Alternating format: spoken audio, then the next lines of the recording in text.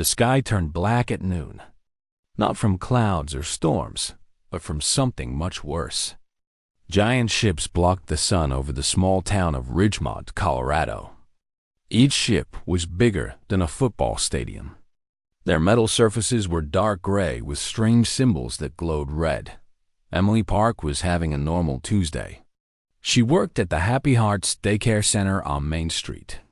15 children between ages 3 and 6 were in her care that day. They were eating their afternoon snacks when the lights flickered and the windows rattled. Emily walked to the window and looked up. Her heart stopped. She had seen science fiction movies. She had read books about aliens. But nothing prepared her for the real thing. "Miss Emily, what is that?" asked little Tommy, a 4-year-old with curly brown hair. Emily turned around and forced a smile. "It's nothing, sweetie. Just some planes flying over. Let's all go to the back room and play hide and seek, okay?" The children cheered. They loved hide and seek. Emily gathered them quickly and moved them to the storage room at the back of the building. It had no windows. It was the safest place she could think of. Outside, chaos erupted. People ran screaming through the streets. Cars crashed into each other.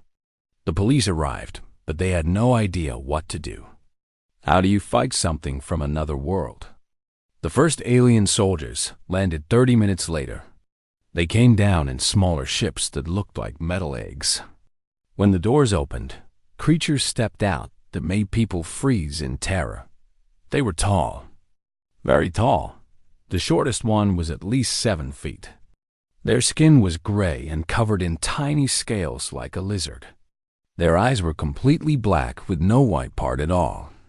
They had 4 fingers on each hand, and each finger ended in a sharp claw. They wore black armor that seemed to absorb light. These were the Calvary. They had traveled across the galaxy for thousands of years, conquering every planet they found. Earth was supposed to be just another easy victory. Commander Vorath led the invasion force. He was the tallest among them, standing at 7 feet 4 inches. His scales were darker than the others, almost black. A long scar ran across his face from his forehead to his jaw. He had earned that scar fighting in the Great War of Proxima 6. He had killed over 100 enemies that day with his bare hands. The human military tried to fight back. Tanks rolled through the streets. Soldiers fired their weapons. Helicopters circled overhead. But Calvary technology was 1,000 years ahead of Earth. Their shields stopped every bullet. Their weapons cut through tanks like paper. In 2 hours, the military presence in Ridgemont was completely destroyed. Vorath walked through the empty streets. His soldiers spread out, searching buildings, gathering humans for processing. The Calvary did not kill everyone they conquered. They kept the useful ones as workers. The rest were sent to prison planets. He heard crying, small voices, coming from a building with colorful paintings on the windows. A daycare center. Vorath gestured to his soldiers to follow him. They broke down the door easily. The front room was empty. Toys were scattered on the floor. Small chairs surrounded small tables. Vorath found it strange how humans cared for their young. Calvary children were trained for battle from the moment they could walk. "Search the building," he ordered. His soldiers moved through the rooms. It took them only a minute to find the storage room. They broke that door down 2. Emily stood in front of the children. She had pushed them all behind her into the corner. Her arms were spread wide. Her body shook with fear. But she did not move. Vorath entered the room. He had to bend down to fit through the door. He looked at the small human female blocking his path. She was not impressive. Average height. Long black hair. Brown eyes wide with terror. She wore a yellow shirt with a cartoon sun on it. "Move," Vorath said. His voice was deep and rough. He had learned basic English from intercepted Earth broadcasts. Emily shook her head. "No." The children behind her whimpered. Some of them cried. A little girl with pigtails clutched Emily's legs so hard her tiny fingers turned white. Vareth found this amusing. A single human woman thought she could stop him. He had killed warriors twice her size. He had destroyed entire armies. And this weak creature dared to tell him no. "You are foolish," he said. "Your species is weak. You have no power here. Step aside, or I will move you myself." Emily's voice trembled when she spoke. "These are children. They are babies. Whatever you want with us, leave them alone. Please." Vareth did not understand the word please. The cavalry did not beg. They did not ask. They took. He stepped forward and reached out with his massive hand. His clawed fingers wrapped around Emily's throat. He lifted her off the ground with no effort at all. Her feet dangled in the air. Her hands grabbed at his wrist, trying to pull free. She could not.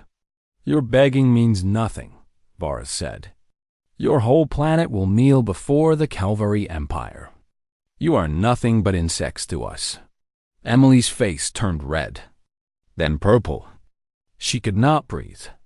Black spots appeared in her vision. She was going to die.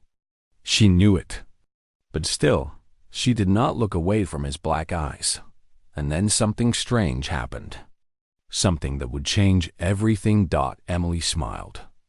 It was small and weak, but it was real. Her right hand stopped pulling at his wrist.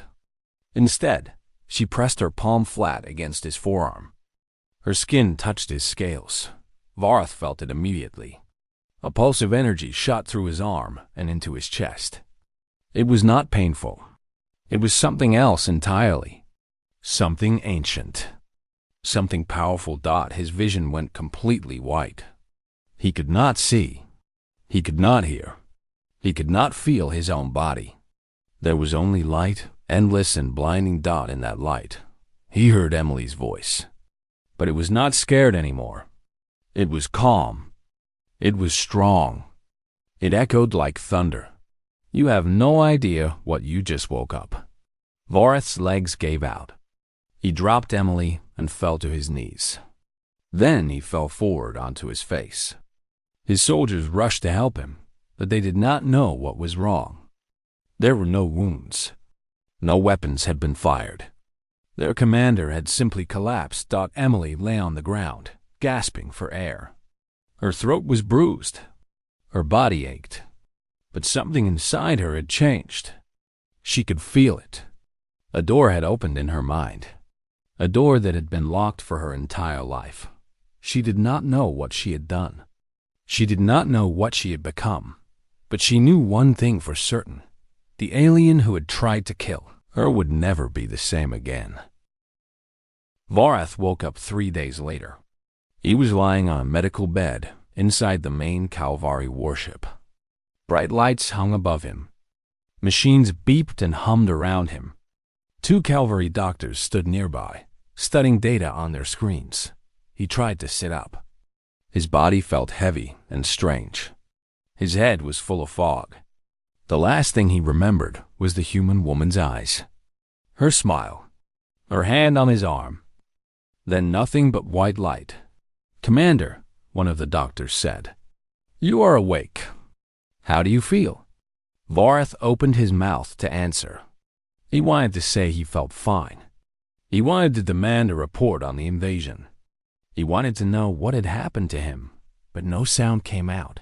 He tried again. Nothing. His mouth moved. His throat worked. But there were no words. No voice. Only silence. The doctors looked at each other with concern. They ran more tests. They scanned his brain. They examined his throat and vocal cords. Everything looked normal. There was no damage. No disease. No explanation. Commander Vareth, the most feared warrior in 12 star systems, could not speak a single word. Commander Thrix came to visit him that evening. Thrix was shorter than Vareth, but wider. His scales were a pale gray, almost white. He had served under Vorath for 15 years. They were not friends. Calvary did not have friends, but they respected each other. The invasion continues, Thrix reported. Major cities have fallen. Human resistance is scattered and weak. We estimate full planetary control within 30 days. Vorath nodded. He grabbed a tablet and typed his response. Good. What happened to me? Thrix's black eyes narrowed. We do not know. The human female did something to you. Our scientists are studying the video recordings. They cannot explain it. Where is she now? Vorath typed. She escaped. During the confusion after your collapse, local humans took her and the children away. We are searching for her. Vorath felt something strange in his chest. A tightness. An unease. He did not want the Calvary to find her. The thought surprised him. Why would he care about one human female? Then he felt something else. Something impossible. He felt her dot. It was like a warm light in the back of his mind.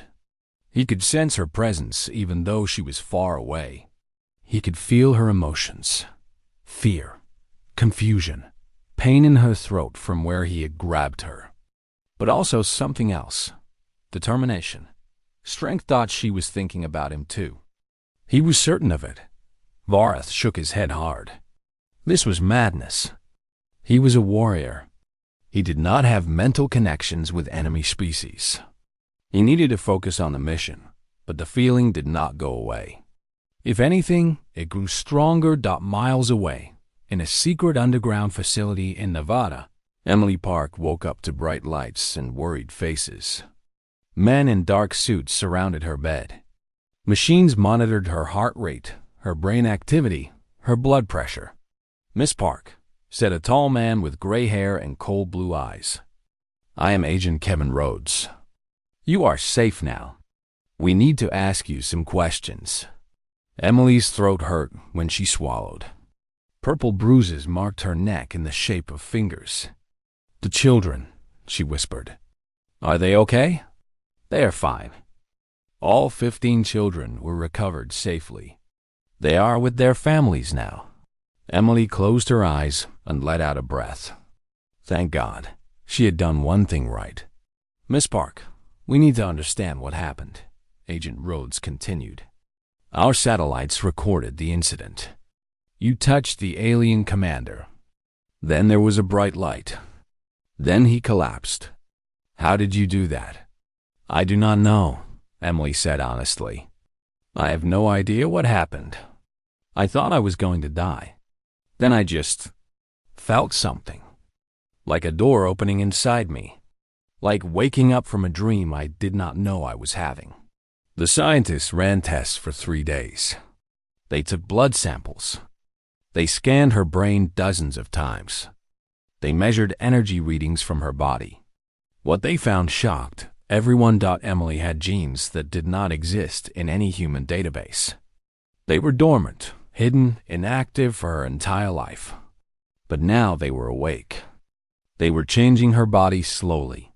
They were giving her abilities that science could not explain.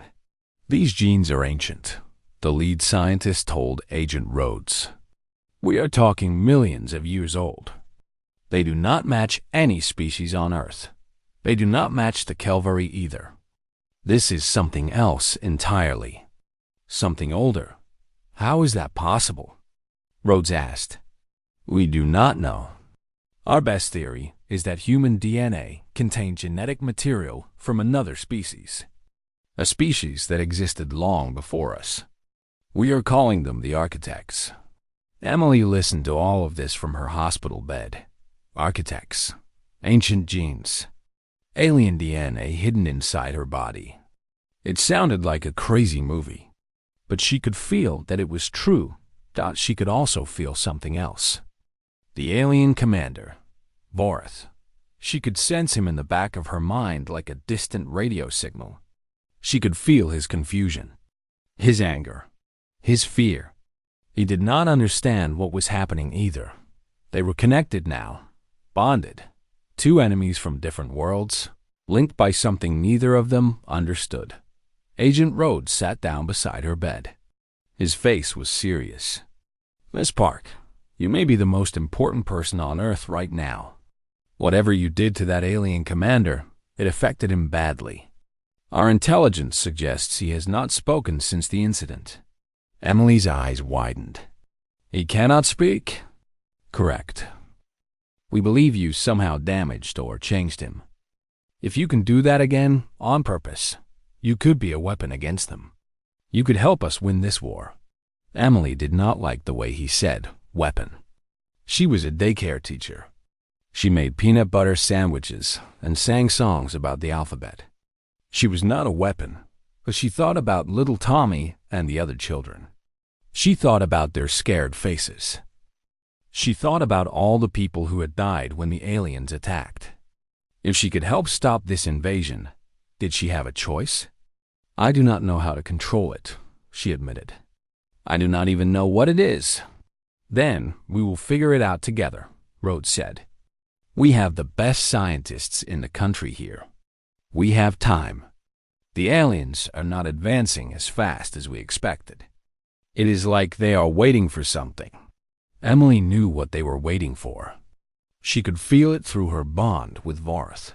They were waiting for him, and he was looking for her, not to kill her. Not anymore. He wanted answers. He wanted to understand what she had done to him, what she had woken up inside him. Emily looked out the small window of her room. Somewhere out there, under those same stars, an alien warrior was thinking about her. She could feel his thoughts brushing against hers like waves against sand. She did not know if he was her enemy anymore. She did not know what he was. But she knew that their fates were now tied together in ways neither of them could escape. Whatever came next, they would face it connected, whether they wanted to or not. 3 weeks passed since the invasion began. The cavalry controlled most major cities now. Washington was occupied. New York had fallen. Los Angeles burned for 2 days before surrendering. But humans did not give up easily. Resistance groups formed in every state. They hid in mountains and forests. They attacked supply lines. They rescued prisoners. They fought back in every way they could. David Kim led one of the most successful resistance cells in the Rocky Mountain region. He was 31 years old, a former Marine who had served 2 tours overseas. He was tall and strong with short black hair and a scar on his chin from a bar fight in his 20s. But more importantly, he was Emily's older brother. When the invasion started, David was in Denver visiting friends. He watched the aliens destroy his city. He watched people die. He watched everything he knew fall apart. But he survived. He gathered other survivors. He found weapons. He started fighting back, and every single day he thought about his little sister. David and Emily had always been close. After their father left when Emily was 8, David became the man of the house. He protected her from bullies. He helped her with homework. He walked her to school every morning. When their mother got sick, they took care of her together until she passed away 3 years ago. Now Emily was missing. The government had taken her somewhere. Nobody would tell David where. They just said she was important and she was safe. That was not enough. David made contacts. He called in favors. He found people who knew things they were not supposed to know. Finally, after 3 weeks of searching, he learned his sister was in a secret facility in Nevada, some kind of research base. They were studying her because of what she did to the alien commander. He started planning a rescue mission immediately. Meanwhile, Emily spent her days being tested and questioned. The scientists were kind but persistent. They wanted to understand her powers. They wanted to know how to use them. Agent Rhodes was always nearby, watching, waiting, hoping she would become the weapon he needed. But Emily was more interested in something else. The connection to VORATH. At first, she tried to ignore it. She tried to block him out. He was the enemy. He had tried to kill her. His people were destroying her world. But the bond would not let her forget. Every night, she felt his presence in her mind. Every day, she caught glimpses of his thoughts. He was suffering. She could feel it. The loss of his voice had shaken him deeply. Among the Calvari, a warrior who could not speak was considered broken, useless. His soldiers looked at him differently now. Some with pity, some with contempt. Thrix was taking more control of the invasion every day. One night, Emily decided to try something. Instead of blocking Vorath out, she reached toward him. She focused on the bond. She pushed her thoughts through it like pushing a message through a pipe. "Can you hear me?" She thought there was silence. Then a feeling of shock, surprise, and finally a response. Not words. Vorath could not speak, even in his mind. But he sent images instead. He showed her his childhood on the Calvary home world. Emily saw a young Vorath, small and scared, standing in a training arena. Older children surrounded him. They attacked him without mercy. He fell. He bled. He got up. They knocked him down again. This happened every day for years. Only the strongest survived. Only the strongest were allowed to become warriors. Emily felt tears on her cheeks. It was horrible.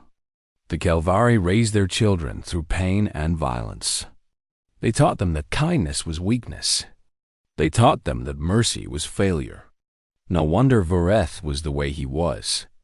He had never known anything else. She sent him images in return. Her own childhood. Playing in the backyard with David. Her mother reading bedtime stories. Birthday parties with cake and balloons. Learning to ride a bicycle and falling down and crying. And her mother picking her up and kissing her bruised knee. Voreth did not understand at first. Why did her mother comfort her after she fell? Falling was failure. Failure should be punished. That was the Calvari way. But Emily showed him more. She showed him David carrying her on his shoulders at a carnival. She showed him her mother working 3 jobs to keep them fed, coming home exhausted, but still finding energy to smile. She showed him sitting with her mother in the hospital at the end, holding her hand, telling her it was okay to let go. This is love, Emily thought. This is what makes us strong. Vorath did not have a word for love in his language. The concept did not exist among the Calvari, but he felt it through the bond. He felt the warmth of it, the power of it. It confused him. It scared him. And somewhere deep inside, it made him hungry for something he had never known he was missing. Their nightly conversations became a routine. Emily would lie in her bed. Vorath would stand alone in his quarters on the warship. They would share thoughts and memories and feelings across the miles that separated them. Emily learned that Vorath was tired. He had been fighting for 60 years. He had conquered worlds and killed enemies and won glory for his empire. But he felt empty. Victory never satisfied him. There was always another planet. Always another war. Always more death. Vorath learned that Emily was scared but hopeful. She missed her brother. She missed her normal life. But she believed that humans would survive this. She believed that good people would find a way to win, even against impossible odds. The invasion is wrong, Emily told him one night. You know it is. You feel it now. Vorath stood at the window of his ship, looking down at Earth, blue and green and beautiful. So different from the dead worlds the Calvary usually conquered. He thought about the children in the daycare. Their small faces. Their tears. He had planned to send them to a prison planet. Now that idea made him feel sick. I do not know what is right anymore, he admitted through their bond. I only know what I was taught. And what I was taught says your people should be slaves. Then learn something new, Emily replied. It is not too late. You can change. Anyone can change. Vorath wanted to believe her. He wanted to so badly that it hurt. But he was still the commander of an invasion force. He still had duties. He still had soldiers watching his every move. And Thrix was watching closest of all. The sub-commander had noticed changes in Vorath. The delayed attacks. The mercy shown to human prisoners. The long hours spent alone in his quarters. Something was wrong with their commander. Something dangerous. Thrix began making plans of his own. Plans that would require eliminating both Vorath and the human female who had corrupted him. The bond between Emily and Vorath grew stronger every day. What started as an accident became something more. Something neither of them had words for. They were enemies from different species. They should have hated each other. Instead, they were becoming something else entirely. Thrix stood in his private quarters and stared at the communication screen. The face of High Counselor Varn looked back at him.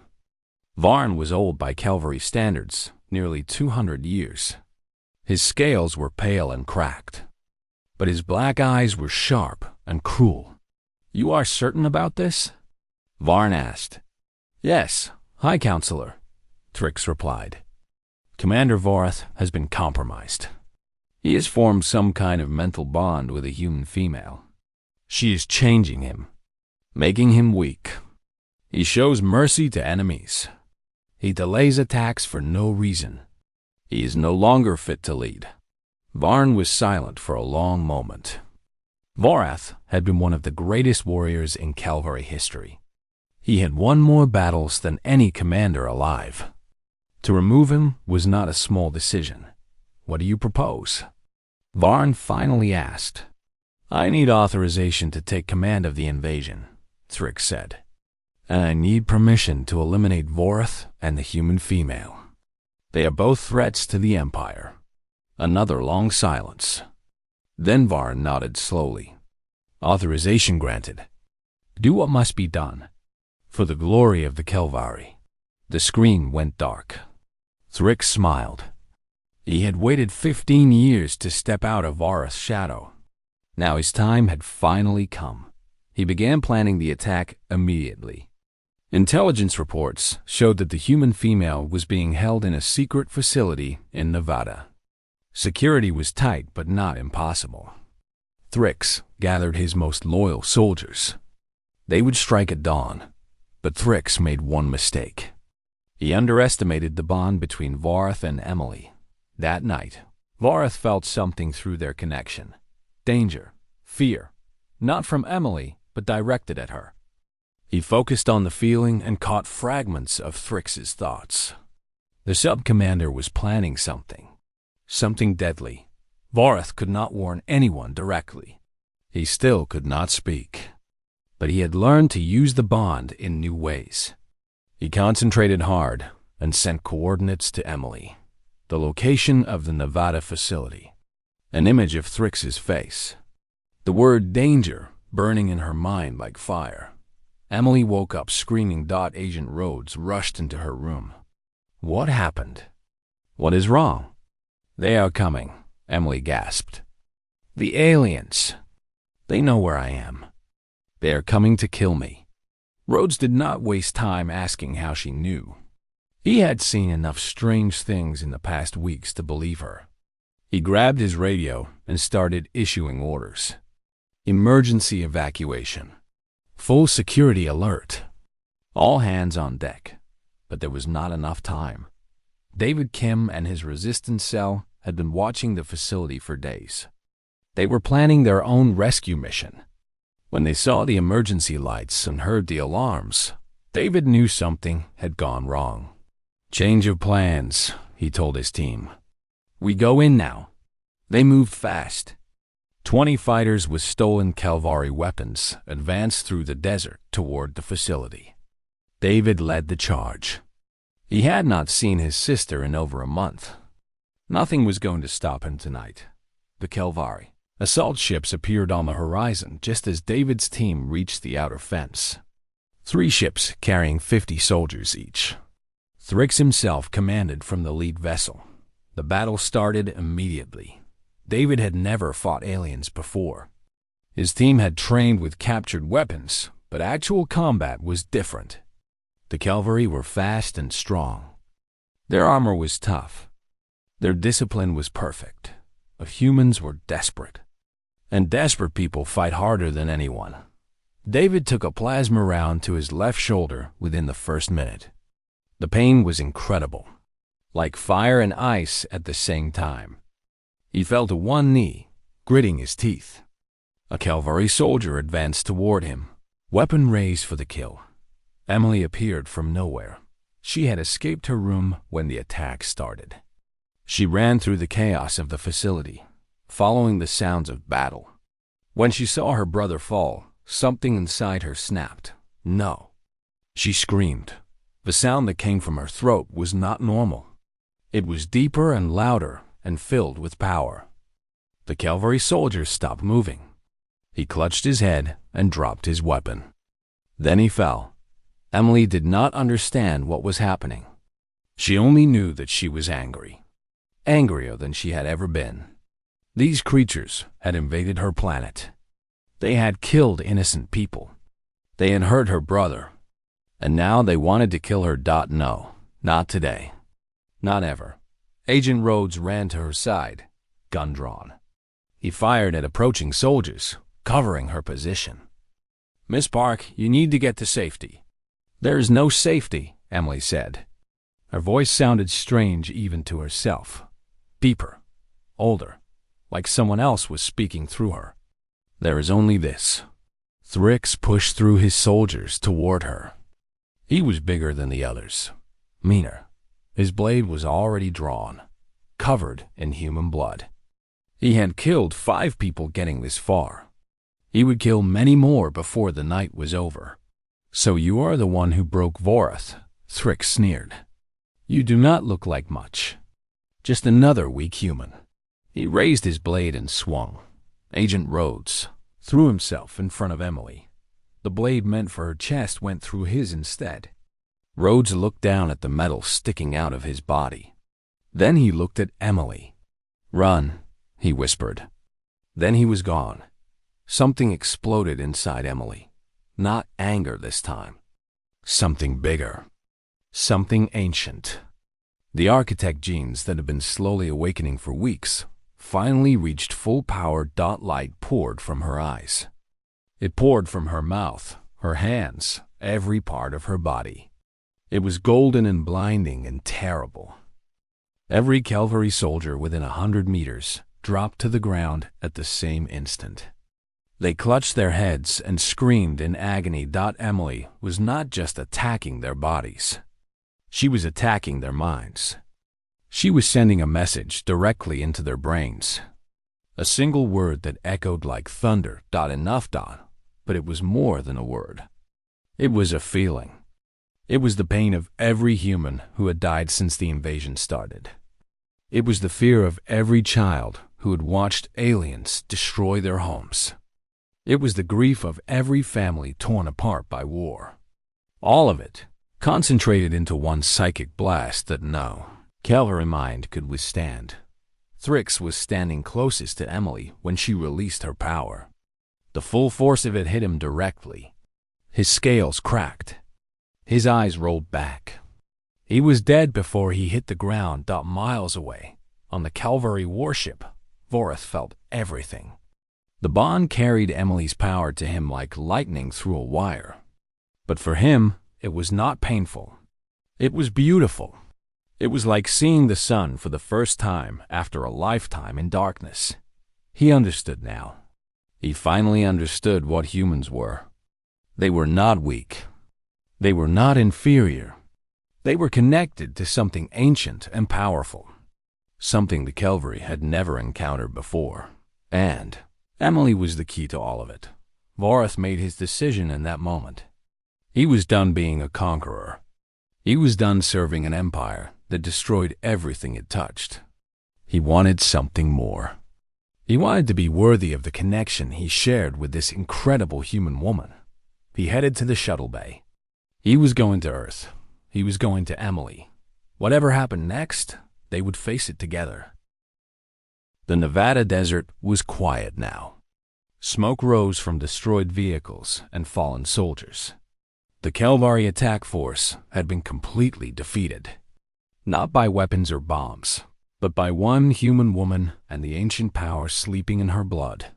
Emily collapsed after releasing her energy. The effort had drained everything from her. She lay in the dust, barely breathing, her eyes closed. David crawled to her side despite his wounded shoulder. He pulled her head into his lap and held her close. "Emily," he whispered. "Come on, little sister. Stay with me. You cannot leave me now." She did not respond. Her pulse was weak. Her skin was cold. The power that had saved them all had nearly killed her. Around them, human soldiers moved carefully through the battlefield. They checked for survivors among the Kelvari but found none. The psychic blast had been too powerful. Every alien within its range had died instantly. 50 soldiers gone in a heartbeat. Then a new sound cut through the silence. A shuttle descending from the sky. Not a human shuttle. Kelvari design. David raised his weapon with his good arm, ready to fight again. The shuttle landed softly. The door opened. Vorath stepped out. He walked slowly toward the humans. His hands were empty. No weapons. No armor except the basic suit he wore. His black eyes scanned the destruction around him. The bodies of his own soldiers. The ruins of the facility. And finally, the unconscious woman in David's arms. David pointed his weapon at Voreth's chest. "Stop right there. Take one more step and I will kill you." Voreth stopped. He looked at David carefully. Through his bond with Emily, he knew this man. Her brother. Her protector. Her family. He understood why David was afraid and angry. Any good brother would be. Voreth knelt. Not in surrender, but in respect. He placed his fist over his chest. The warrior's salute. The highest honor a Kelvari could give. "Wait," said a weak voice. Emily's eyes had opened. She was looking at Voreth with an expression David could not understand. "He's not our enemy. Not anymore." David stared at his sister. "What are you talking about? He started all of this. He grabbed your throat and tried to kill you." "And I changed him," Emily whispered. "We changed each other. I can feel his thoughts, David, his heart. He is different now. He wants to help us." It sounded insane. The alien commander who had led the invasion of Earth wanted to help? But David trusted his sister more than anyone. If she said this creature had changed, he would give her the benefit of the doubt. "For now." "Fine," David said, lowering his weapon slightly. "But I am watching you. Make one wrong move and I do not care what my sister says." Voreth nodded. He understood. They took Emily to a human military hospital. She slept for 3 days while her body recovered from the strain of using her powers. During that time, Voreth stayed nearby. Guards watched him constantly. Weapons pointed at him around the clock. He did not care. He only cared about Emily. On the 4th day, she woke up. And she had a plan. "The Kelvari High Council needs to know the truth," Emily told the gathered military leaders and scientists. "They need to understand that humans are not what they thought. We are connected to the architects.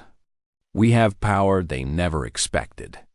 But more importantly, we have something they need." "What do we have?" General Marcus Hayes asked. He was the highest-ranking officer to survive the invasion of the Western States. A tough old man with white hair and suspicious eyes. "Connection," Emily said. "Love. Community. Things the Kelvari have never experienced. Their empire is built on fear and strength alone. That is why they keep conquering.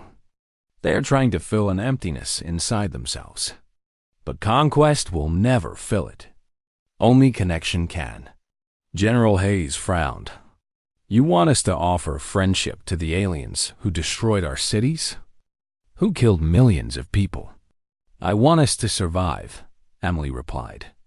And the only way we survive is if the Calvary decide we are worth more alive than dead. I can help them see that. Vorath can help. But we need to reach the High Council directly. It took weeks of argument and planning. Many people disagreed with Emily's approach. They wanted revenge. They wanted the Calvary to suffer for what they had done. Emily understood those feelings. She shared them sometimes. But revenge would only lead to extinction. Finally, a plan was formed. Vorath would return to the Calvary flagship. He would request a direct communication with the High Council. And he would show them the truth, not in words, but in the only language they could not ignore: emotions. Through his bond with Emily, Vorath had learned to share feelings the way she shared them with him. He could project love and connection and hope into Calvary minds. He would make the council feel what he had felt when Emily first touched him. He would wake them up the same way she had awakened him. Vorath stood before the communication screen. High Counselor Varn and the other leaders stared at him with disgust.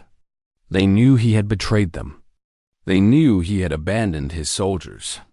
He should have been executed immediately. But Vorath did not give them the chance. He reached out with his mind.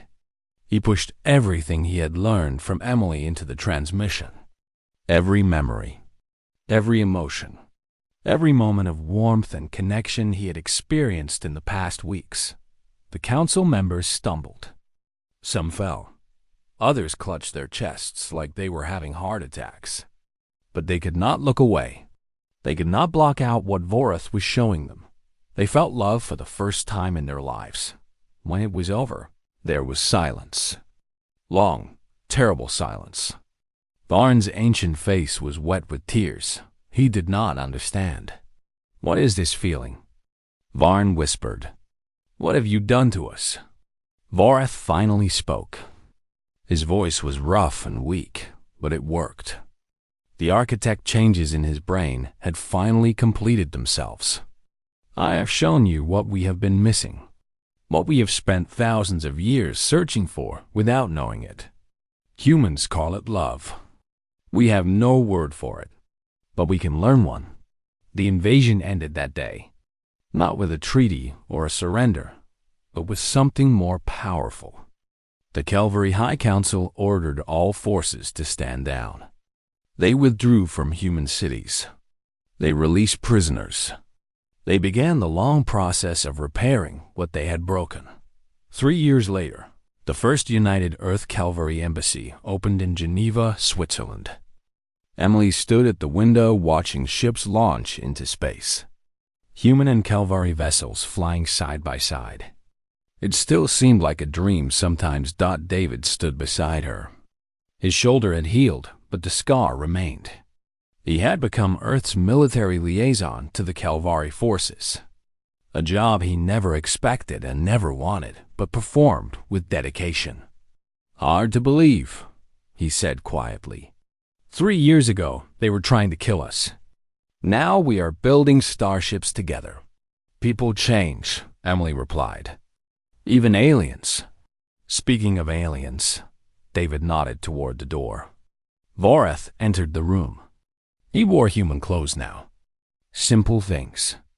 A white shirt. Dark pants.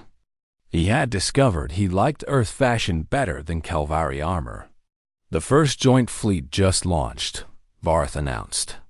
12 human ships. 12 Calvary. They will patrol the outer solar system together. Emily smiled at him. 3 years of working together.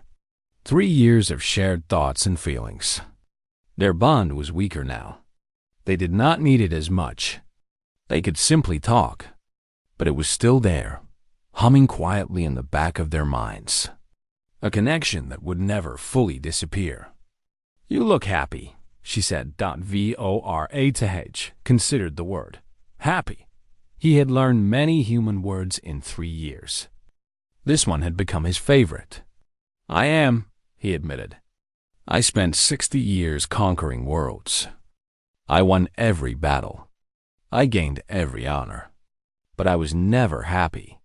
Not until I met you." David made a face.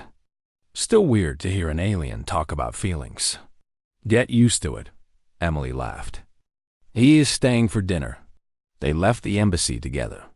3 people who should have been enemies. A human woman with ancient power in her blood.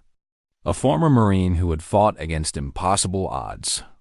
And a cavalry commander who had learned that strength without love was worthless. The universe was vast and full of dangers.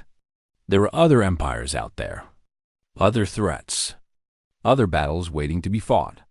But for the first time in history, humans and cavalry would face those dangers together. Emily thought about the children from the daycare. Little Tommy and the others.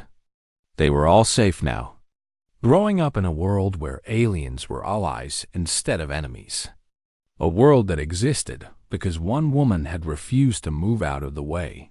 She had no idea, when she woke up that Tuesday morning, that she would change the course of history.